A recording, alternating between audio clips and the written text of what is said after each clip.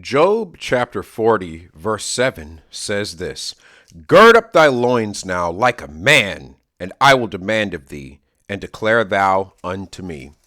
Now, the title of this short sermon is Sagging Pants. Just simply, I'm preaching about sagging pants. You see, I've seen a lot of young men that think it's cool to let their pants sag. And they think they're imitating their favorite, rap artist or rock artist or whatever. They think it's cool. And sometimes they'll even buy pants where the pants are designed in such a way where you can't pull them all the way up. And this is a disturbing trend that is actually not manly.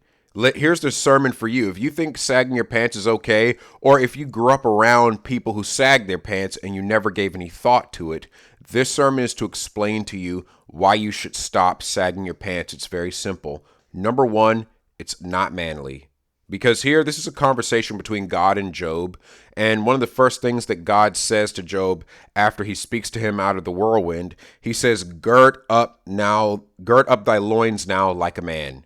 So you know what that tells us? It's manly to pull up your pants. You know, when I was growing up, I always pulled up my pants. I never sagged them. But when I was in school, kids would make fun of me and say, oh, your pants are pulled up. What are you, an old person? What are you, an old man? Oh, you're just so uptight. Look at your pants all pulled up. But you see, here's the thing. A man pulls his pants up. Why? Because he's got work to do.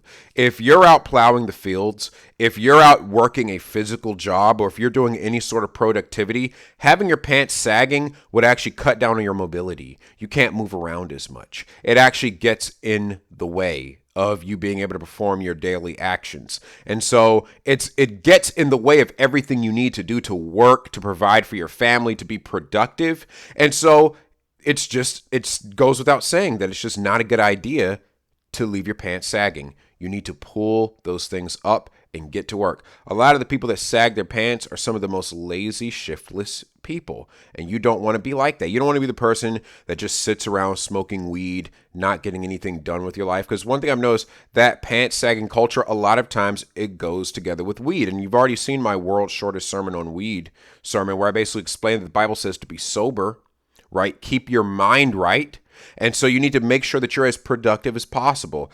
And walking around with your pants sagging is just not going to cut it, folks. You need to make sure you pull those things up. Isaiah chapter 20 goes into more detail on why it's bad for your pants to sag.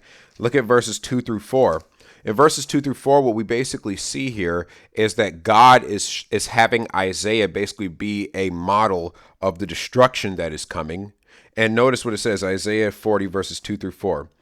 At that time spake the Lord by Isaiah the son of Amos, saying, Go and loose the sackcloth from off thy loins, and put off thy shoe from thy foot. And he did so, walking naked and barefoot. So notice, God had him loosen the sackcloth from off his loins, which is basically like loosen his belt, like loosen his pants. And notice what it says at the end, walking naked and barefoot. According to God, sagging pants is nakedness. If you're not covering your hind parts, that's nakedness, folks. Look what it says in verse 3. And the Lord said, Like as my servant Isaiah hath walked naked and barefoot 3 years for a sign and wonder upon Egypt and upon Ethiopia, so shall the king of Assyria lead away the Egyptians prisoners and the Ethiopians captives, young and old. Let's stop right there before we finish the verse. The pants sagging is a sign of captivity. It's a sign of being in prison. It's no mystery, it's no surprise when I was growing up that the pants sagging was a sign of prison culture. And that's not something you should be imitating, something you should be making fun of. Let me just give you the harsh reality of it. When I was growing up, the pants sagging was a sign that you were a prisoner who was also a sodomite, who was also inviting other men to commit sodomy with you. That is the cold, hard truth of where the pants sagging culture comes from. It was basically your way of saying, hey, I'm available, ye men of Sodom. Is that something you want for yourself? Is that the message? If you're a young man, you're trying to present yourself as a professional, you want to be an engineer someday, you want to be a welder someday, you want to be a plumber, some kind of professional job, you have goals that you want to reach, you have a lifestyle that you want to maintain. Is it really helping you to, first of all, walk around naked and ashamed, and second of all, to walk around inviting the sodomites your way. Is that something you want? No, but let's continue here. Young and old, naked and barefoot, even with their buttocks uncovered, to the shame of Egypt. So God had Isaiah dressed like this for a time simply as a symbol of the judgment that was coming upon Ethiopia and upon Egypt. Do you want to be walking around looking like judgment's been placed on you? No, you don't. So that is why you should pull your pants up. Let's end it here in Ephesians chapter 6 in the New Testament, because pulling your pants up is not just to be done physically, it's also to be done spiritually.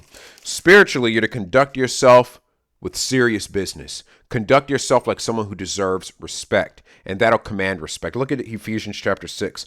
This is talking about spiritually here in verses 13 through 14. Wherefore take unto you the whole armor of God, that ye may be able to withstand in the evil day, and having done all, to stand. Isn't it a lot harder to stand when your pants are sagging?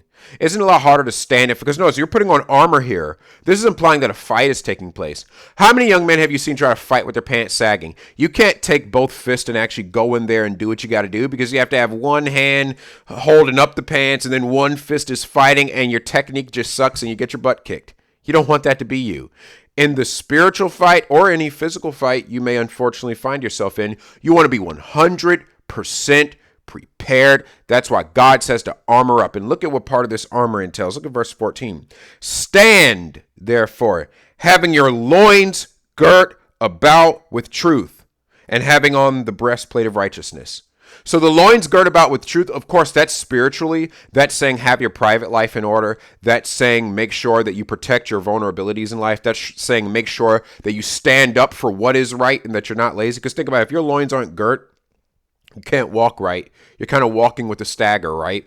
But when your loins are girt, that's your pants pulled up, that's your belt pulled as tight as it needs to be. I'm not saying constrict yourself and have no circulation in your body, but you need to make sure that the way you dress, both physically and spiritually, says, hey, I'm ready, I'm prepared, I'm professional, I deserve respect, and if need be, I'm ready to do battle. That is the message that you want to send, young men. So I hope that this has taught you something. Pull up your pants physically and also pull up your pants spiritually. Make sure your private life is in order. God bless you.